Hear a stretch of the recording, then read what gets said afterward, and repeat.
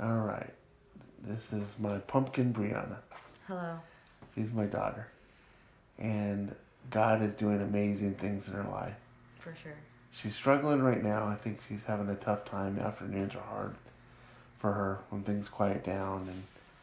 Um, And I just want to run, yeah. but when I want to run, that's when I need to go to God the most, you know. And I'm 35 days sober. Woo! Thanks Yes. to Him. Yes. And talk about that a little bit because there might be people on there that aren't sober that, or maybe they just started using, or maybe they're been using for years and they're just they don't think Oh, that they can give up. it's so hard. It really is. Um, you just gotta give it to the Lord. Like I'm like, Lord, please help me. Please help me. You know, like soften my heart. Like He's always with you. You know, like He never left. We're the ones that left, and like just be with the Lord. Like stop living by your will. Like That's an important piece, I think, babe, because when you first went out on your own and you left home, yes, you took off. You didn't really care about God at I that time, was. right? I mean, you had been you were kind of a prodigal son, right? You had been raised in a Christian home. You had a relationship with God, but Yeah. you walked So out and you didn't want to hear about it. You didn't want. yeah, like I'll explain my story. Yeah, like I know like God is very real. Like growing up in this house, and He's alive. He's there. Um, so my story is I felt abandoned by my birth mom. At age 5, I got adopted. Biggest blessing in my life. Um, and then at age 9, some stuff happened between me and my brother. Age 10, stuff happened with other stuff and personal stuff. And then in foster care, before going track and back, I was molested. And uh, I was always confused as a little girl, didn't really fit in. And then, well, that's what I thought. Um, and when I was a self harmer, I just didn't love myself. I very codependent, like have a lot of flaws. And then at age 18, I chose to leave my house and use and abuse drugs. And, you know, like And you were living on the streets. You were homeless. I was homeless. Oh my Um, gosh, it's a scary world. It's so scary. Like I was, oh my gosh, like it's. I remember like the first week I called my parents. I'm like, I want to hurt all of them. I want to hurt all of them. Like, I was gonna go finish high school and like hurt everybody. I was so like devastated and so hurt like by what those people did, and then I still chose to go back out there. I was yellow. I couldn't walk straight. I wasn't eating, and I still chose to leave the care of my parents' house after they picked me up. And I went back out there, and more stuff happened. I got locked up in a U-Haul truck. I've seen people do crazy ass dances, witchcraft, people wanting to hurt people, and people I started to turn sacrificing animals. for real, dude. And people, I started to turn evil, dude. I was starting to take the abuse from people. I started to know, okay, maybe I am nothing, you know? But then I was like, I'd always play the song, um, This is amazing grace. This is unfailing love. When I was walking on the streets, you know? And like I always hold on to hope. Hold on to the Lord.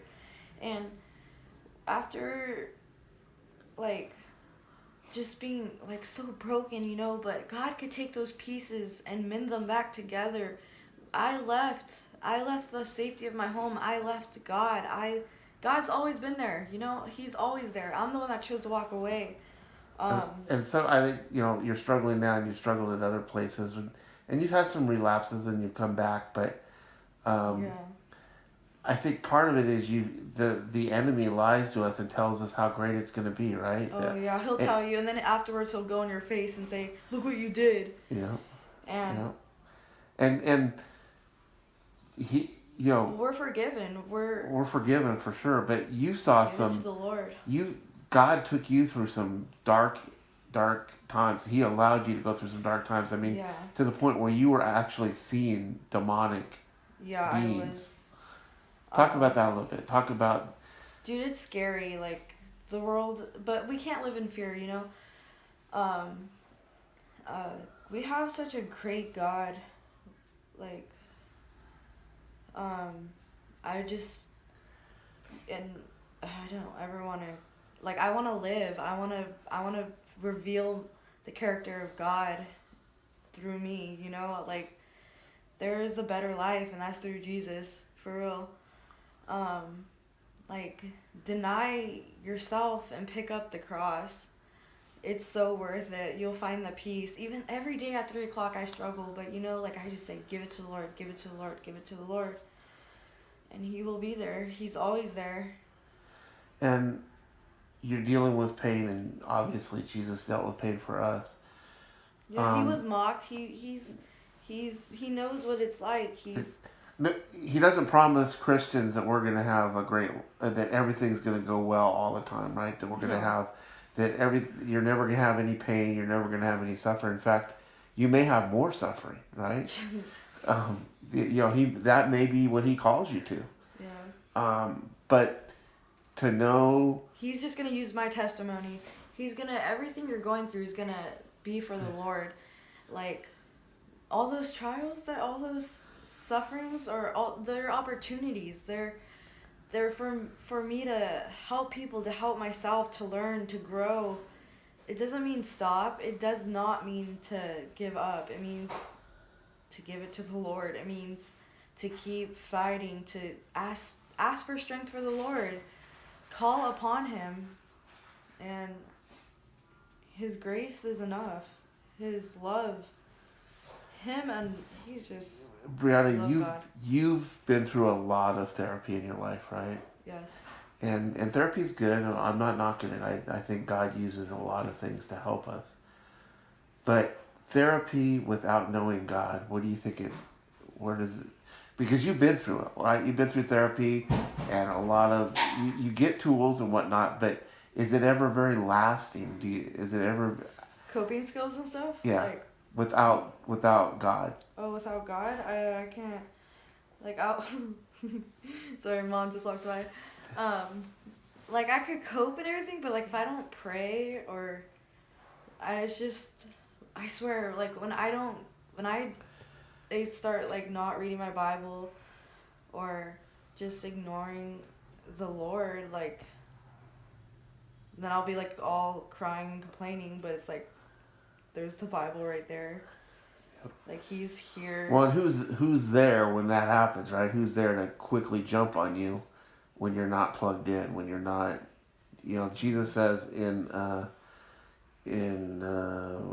chapter 15, I think, of John, where he says that he's the vine and we're the branches, and that we've got to